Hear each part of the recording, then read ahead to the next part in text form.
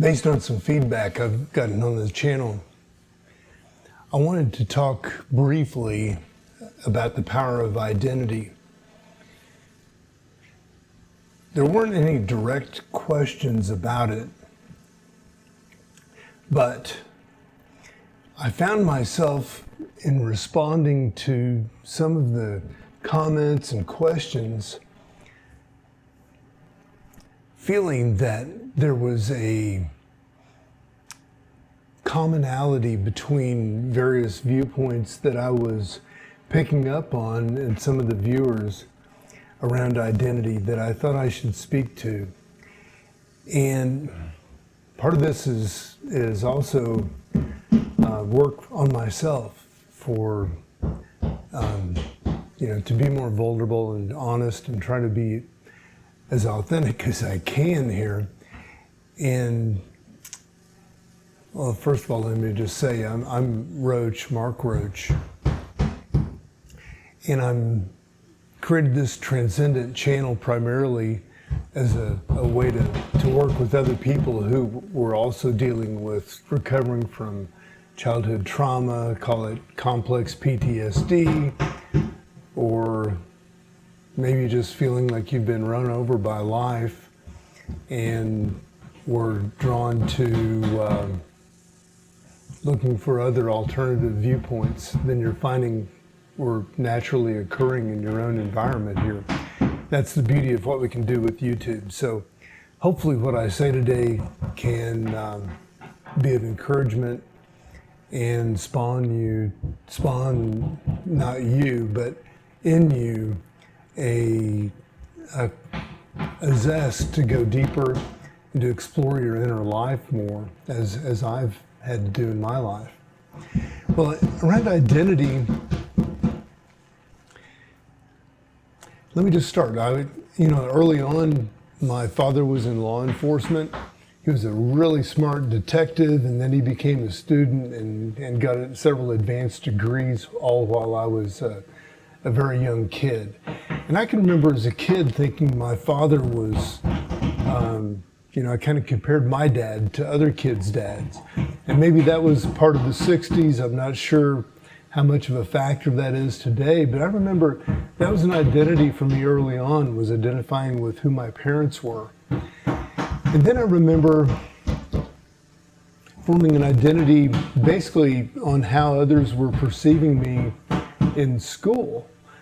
And they saw me as smart, and also I was larger than most of the other kids, so and I was good-natured. So I got feedback like that really kind of gave me a sense as to who I was. And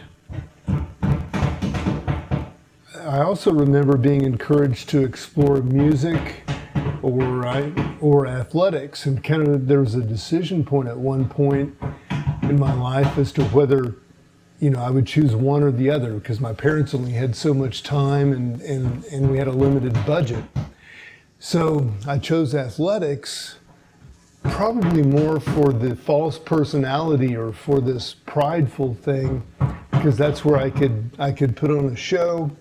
I could also use my size as an advantage, and as it turned out, I had a lot of emotions to express that really weren't encouraged to be expressed in most of the venues that I had in my life, because I had a lot of pent-up anger and what turned out to be ultimately a rage and kind of a skepticism and distrust for my fellow man, or system, or environment, as it turned out. I didn't know, didn't feel safe.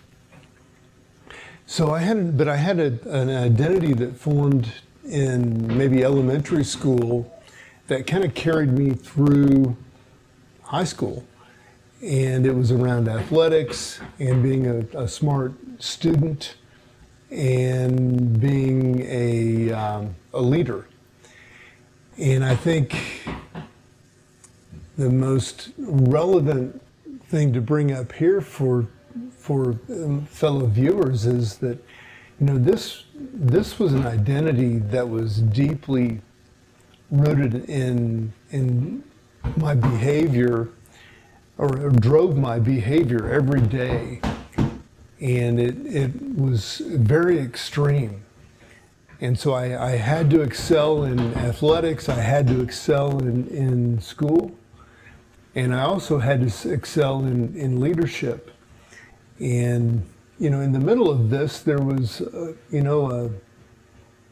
kindness that I felt like I had, and I didn't really know how to work with.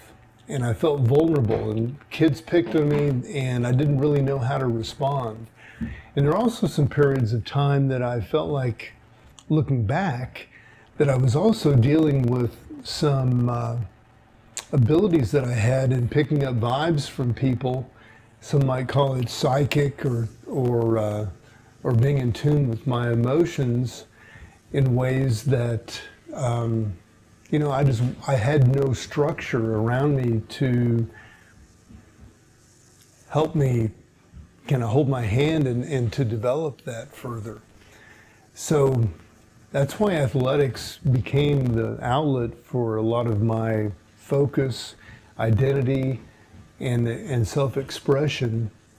And I think a lot of times when I was on the field in football, or on the court in basketball, or on the mound in baseball or batting, or those were the three main sports, that I was really hosting a cry for help, because there was really something else that was fueling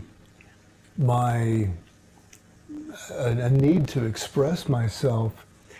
And these places that I found myself performing and trying to fit into didn't really work that well for me, but I did manage to excel in school. And although I hurt myself physically in basketball and baseball to the point that I couldn't play those sports very well anymore, football, was the savior, and I ended up, of at least of those three sports, it was the one that survived. And it brought me to the attention of all the major colleges in the U.S. And kind of coincident with that, my father felt like my long-term interests would be best served by getting out of the small town that I was raised in, and it really vaulted me into the world. So that rage through football, through getting recruited by all the major colleges in the U.S., really and gave a foothold for me to commit to getting into the oil business, even though I didn't know anything about it. But it served the purpose of what my father felt was best for me was to get out in the world. And so that identity drove all of that, and it was really core to the perspective that I had, every day. And of course, there was an aspirational component here in the 60s and 70s, growing up in the Midwest, to do something more with myself. And I think my father also had a strong, and this also went along with some of the heritage of my mother's side of the family, who were American Indian. And I think that Cherokee native influence, gave me this connection to nature. And, although I wasn't as aware of that identity, as I entered the oil business, it came into great conflict with what I'd learned about the earth from an engineering and geoscience standpoint. And then my connection to the earth became very prominent. And, to be quite honest, I think I may have used some of that ideology to, throw football to the side because it was violent and it was hurting my body. And, I kind of knew that it wasn't for me as soon as I stepped foot on a college campus, where it seemed to no longer really serve the purpose that it had in my adolescence and in high school. And then as I entered into the oil business, immediately I felt this strong dissonance inside of me, revolting against that culture and against the business of exploiting the earth. And then I also found myself, from an identity standpoint, in a real crisis, because the engineering field and the business field that I was entering into in my early career were in great conflict with my inner life. And so I really had an identity crisis going on inside of me in my 20s. And in addition to that, I became a father very early in my life and had 3 kids by the time I was 27 with my childhood sweetheart who I'd married. And so I was supporting 4 other people by the time before I was even 30. And looking back, fortunately, my kids are quite resilient, and I tried to do the best I could as a father. But when I was going through these identity crises as a young man, and with the responsibility for other people in my life, whether it was, at work or at home with my family, or in various other roles that I found myself in, I'd taken on a lot more than looking back, than I could have, should have, or would have if I would have had a chance to really know what I was getting myself into. But that's what happens when you operate through crisis and you don't have a real firm identity of who you really are. And you've heard me talk about Gurdjieff's. If you've listened to the channel, I talk about Gurdjieff's little eyes, and then there's the big eyes, which the big eyes are the ones that are really true and authentic and more of who you really are, versus the little eyes, who are the ones you're taught to be by, or you pick up these patterns around you and you become these people that your parents may feel like are best for you, and they may actually help you survive. So I'm not expressing a great deal of regrets now, but I'm also going to tell you, if you let me hold your hand through the process, you're going to get angry, if you're walking in the path of a false personality, or in something that, if you're really aspiring to follow your inner life, I think you're going to come across some emotions and some disdain that you have for some of the parties that may have influenced you to use those sides of yourself to make your way out in the world. But I'm also here to tell you it's okay. I think, you can get in pretty deep. I mean, you can get a mortgage, you can get student loans, you can have a whole host of all the wrong friends who may even have some habits that are counter to where you really would like to be. And I think there's a graceful way to reverse out of that. But I also think there's a chance that, it could all hit the fan just like me. And you could have some identity crises and some shocks that totally, cause changes in your life. So one of the crises that I went through was my wife, after she'd had the 3rd child, had a hysterectomy, and I think there was a lot of things that she went through as a young mother. And of course, being part of my life, you could expect that I was rather, well, people called me a risk taker, said something about being fearless or courageous. And I'll tell you, from my standpoint, sometimes looking back, it just seems like plain stupidity.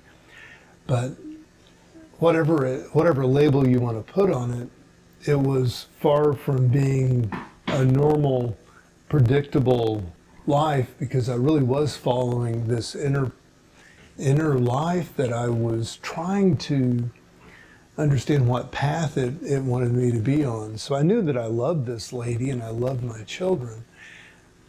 But whenever she came to the point where she realized that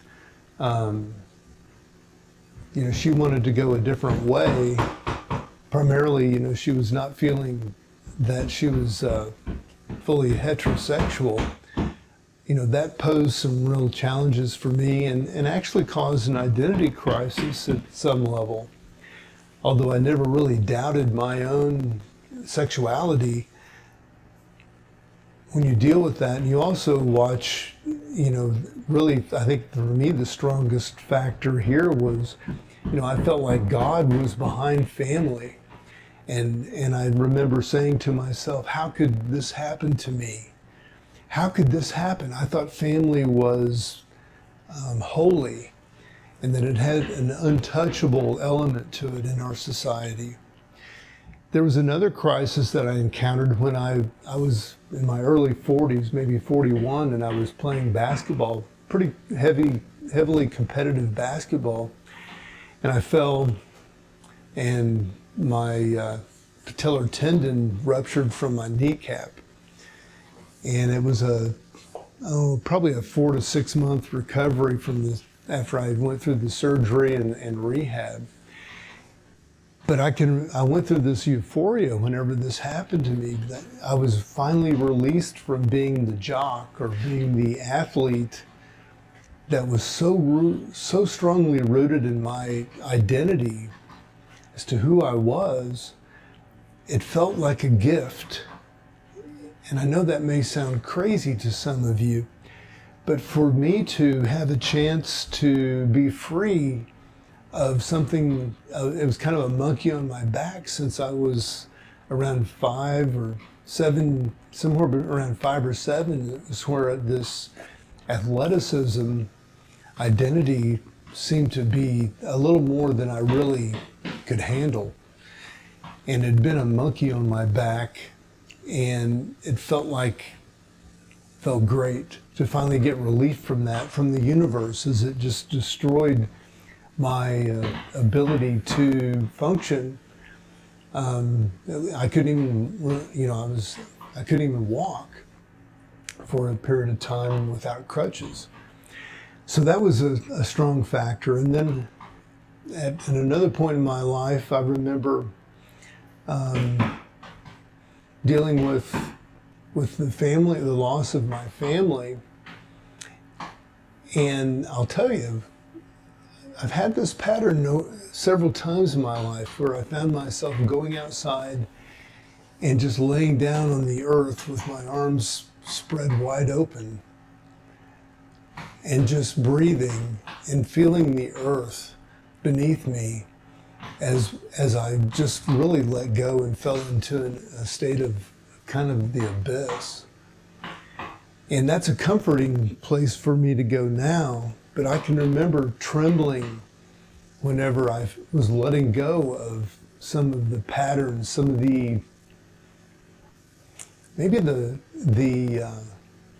hypnosis or the false confidence that I had in family and some of the structures that I felt like were offered by society that were untouchable. And I was discovering in my own life that they weren't untouchable, that they actually could, that I could find myself all on my own, that those systems, those institutions, whether they be religion or doctrines or ideologies, could all fail to protect me. And so this identity, or these identities that had been formed, were just crushed at one point or another in my life. And there was a time, maybe about 10 years ago or 12 years ago, whenever I suddenly discovered that I was being kicked out of my house, that I'd lost my home, I'd lost a relationship that I'd invested in, I'd even lost an investment in helping to raise 3 girls through their late childhood into adolescence, and then into the ages of high school and early college, and made a whole host of friends in an area who I'd supported, one of whom I even held his hand to the day that he died, as well as his family. And they all turned their backs on me at some point. And I think part of it was a gift now, because I wasn't totally aligned. I was half in, half out. There was another side of me that was developing a better sense of who I really am as an artist, or as a man, or as someone that's trying to express something just as I am right here in this moment. So when you can look back on your life and identify or pinpoint some of the various identities that you've held, and examine those and try to find places where they've served you or not served you, or where you find yourself maybe playing the blame game. And I think blame is often a great place to begin to examine how you might be using someone else, an external person or figure or institution or something, that may be actually a buffer or barrier to discovering something deeper inside of you that's really more true about who you really are, and how you might function more fully in life. So that's a lot said about identity, and I'm just kind of winging this from my heart and trying to put some order to the chaos that I've lived through in my life. And hopefully someone will benefit from that, because I think when you do hang on through that chaos and find a way to develop a routine to recover from that and put order to that chaos, that you can look back and find some gold or silver lining in what were once cloudy days. I'm Mark Roach, wishing you all the best.